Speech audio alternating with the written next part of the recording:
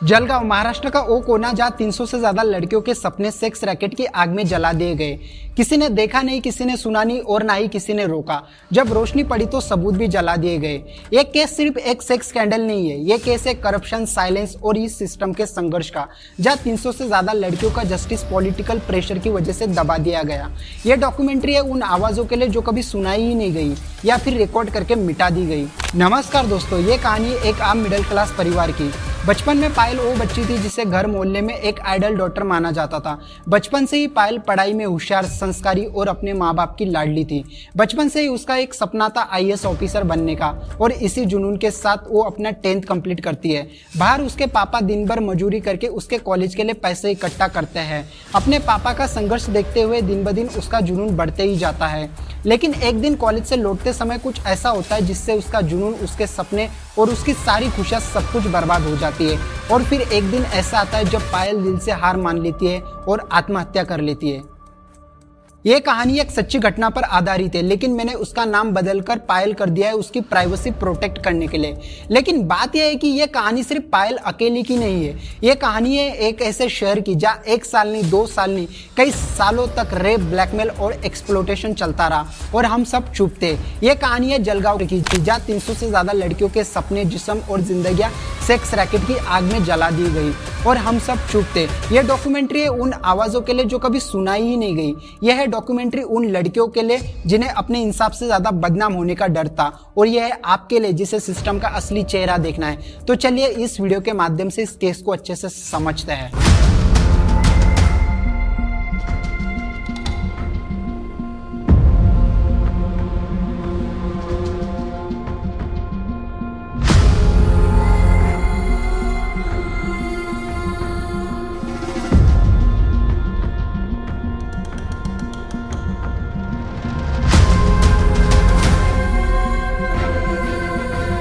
इस केस की शुरुआत होती है 1994 में, लेकिन ये कांड कई सालों पहले से चल रहा था। बेसिकली इनमें विक्टिम्स होती है स्कूल गर्ल्स, कॉलेज गर्ल्स और कुछ ऐसी महिलाएं जो बाहर से जॉब की तलाश में आई हो।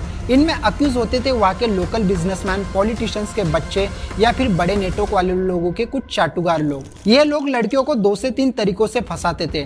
पहले तो वहाँ के कुछ पॉलिटिशियंस के बच्चे वहाँ के लोकल कॉलेजेस में एडमिशन्स ले लेते थे, या फिर कभी कॉलेज खुद उन्हें एक चीफ गेस्ट कहकर बुलाता था कि आप यंग हो, आपके पास पावर है, आप स्टूडेंट्स के लिए इंस्पिरेशन बन सकते हो। और फिर वो लोग वहाँ के लड़कियों के साथ इंटरेक्ट करते थे, फ्रेंडशिप करते थे, उनसे मैरिज प्रोमिसेस करते थे और लड़कियां भी पैसा और पावर देख के अट्रैक्ट हो जाती थी। फिर वो लड़कियों को बहला फुसलाकर अपने लॉज या गेस्ट हाउस पर ले जाते थे, उनके साथ सेक्स एक्सप्लोटेशन करते थे, उनका वीडियो रिकॉर्ड करते थे और उनको ब्लैकमेल करते थे कि वो उनके दोस्तों के साथ भी सेक्स करें। और भी इन लोगों के कुछ ऑटो ड्राइवर से कनेक्शंस होते थे जो लड़कियों को लिफ्ट देने के बहाने से लॉज में या फिर उनके गेस्ट हाउस पर ले जाते थे। उसमें तिरुपति लॉज उनका मेन की लोकेशन था।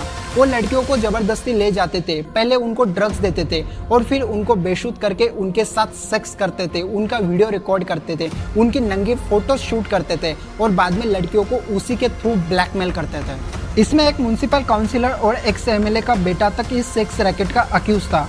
या आप देख सकते हैं कि कैसे उन्होंने एक 26 साल की लता जो एक शादीशुदा थी उसकी जिंदगी तबाह कर दी थी। यह मामला जुलाई 1994 में सामने आया। इनमें कई सारी महिलाएं, स्कूल जाने वाली नाबालिग लड़कियां थी जिन्हें पहले बहकाया गया, नशा देकर काबू किया गया और फिर जबरदस्ती से रेप किया गया। इनमें अक्यूज थे बिजनेसमैन, पॉलिटिशियंस और भी बड़े नेटवर्क वाले लोग। ऐसा माना जाता है कि इस रैकेट में 300 से 500 लड़कियां और महिलाएं शामिल थी और यह एक्सप्लोटेशन 5 से 12 सालों तक बिना किसी रोक टोक से चलता रहा। यह दरिंदे लड़कियों को फंसाने के लिए college campus, beauty parlour, ice cream parlour, hospital और बस स्टैंड जैसे जगहों पर घूमते थे। इनमें से कुछ विक्टिम्स लड़कियों ने बताया कि पहले उन्हें कुछ दवाइयों से बेहोश किया गया और फिर उनका रेप किया गया और उनकी फोटोज वीडियोस बनाकर उन्हें ब्लैकमेल किया गया। 1993 में कुछ बहादुर लड़कियों ने आखिरकार पुलिस में शिकायत दर्ज करवाई।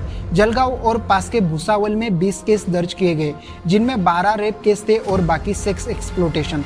साल 1997 में कोर्ट ने 20 केसेस में से केवल 5 केसेस में ही सजा सुनाई। ज्यादातर केसेस में सबूत मिटाकर आरोपियों को बचा लिया गया। अगर ये वीडियो आपको अभी भी कोई इमेजिनेशन लगता है तो मैंने डिस्क्रिप्शन में 31 जुलाई 1994 के इंडिया टुडे मैगजीन का डिटेल इन्वेस्टिगेटिव रिपोर्ट दिया है। आप ये रिपोर्ट पढ़कर जान सकते हो कि एक्चुअल में अक्यूज कौन थे और वो इस क्राइम को कैसे करते थे, और इस केस के बारे में और भी आप डिटेल में समझ सकते हो। इस केस को उस टाइम पे इन्वेस्टिगेट किया था एक IPS officer Meeran Chadha Borwankar ma'am ने एक पॉडकास्ट में यह तक बताया कि ये केस कैसे उनके लाइफ का वन ऑफ द हाईलाइटेड और डिस्टर्ब केस था। डिस्क्रिप्शन में मैंने उनके पॉडकास्ट का लिंक दिया है, आप जाकर चेकआउट कर सकते हो। जलगांव की इन मासूम लड़कियों ने हमें एक बात सिखाई कि सच कितना भी दबा क्यों ना हो, लेकिन एक दिन वो सामने आ ही जाता है। ये केस हमें दर्द देता है और साथ ही एक जिम्मेदारी भी, जिम्मेदारी आवाज उठाने की, जिम्मेदारी सवाल पूछने की, जिम्मेदारी सच के साथ खड़े रहने की, और एक ऐसा भारत बनाने की जिसमें बेटियों को डर कर नहीं तो सिर उठाकर जीने का हक मिले। आज भी कई सारी जगह पर ऐसा सेक्स एक्सप्लॉयटेशन होता है। बड़े पावर वाले लोग अपने बेटों को इस पावर का मिसयूज करके बचा लेते हैं, या फिर कई सारे करप्ट ऑफिसर हफ्ता लेकर इन केसेस को दबा देते हैं, और जो ईमानदार ऑफिसर्स होते हैं तो उनका ट्रांसफर किया जाता है। मैं हूं अमोल, और जब तक कि इस देश में अन्याय जिंदा है तब तक कि मेरी आवाज जिंदा रहेगी। तो मिलते हैं अगले केस के साथ जो आपको सिस्टम के खिलाफ लड़ने का हौसला देगी। तब तक के सच के साथ खड़ा रहिए और सच का साथ दीजिए, क्योंकि असली बदलाव वहीं से शुरू होता है। बहुत बहुत धन्यवाद।